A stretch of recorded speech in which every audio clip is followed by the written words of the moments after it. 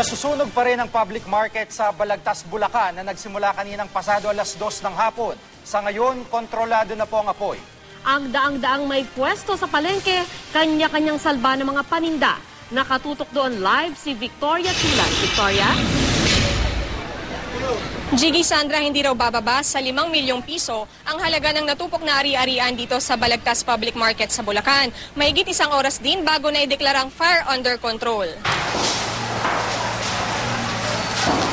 Halos 75% ng Balagtas Public Market ang nilamon ng apoy pasado alas 2 ngayong hapon. Nahirapan daw ang mga bumbero sa lakas ng apoy, kaya agad itinaas sa Task Force Alpha ang alarma. 60 truck ng bumbero ang rumesponde. Ayon sa Bulacan Provincial Fire Marshal, nagmula ang sunog sa depektibo umanong linya ng kuryente.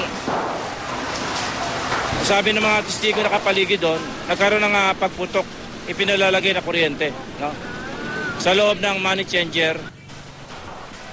Dahil mga stall ng tela ang katabi ng money changer, mabilis kumalat ang apoy at naapektuhan din ang meat section ng palengke. Ang mga tindera nagmamadaling isinalba ang kanilang mga paninda. Mabilis lang po yung apoy, mga 10 minuto lang kumalat na agad yung apoy. Nakot namin yung tinda namin. Umalis kami sa pwesto.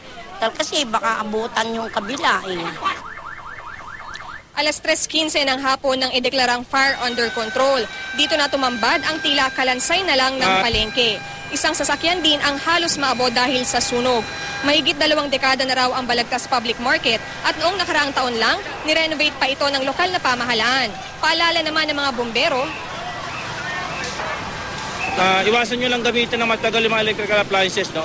Kailangan papagpahingan nyo ninyo yan, no? Iwasan nyo overloading, iwasan nyo short circuit, no?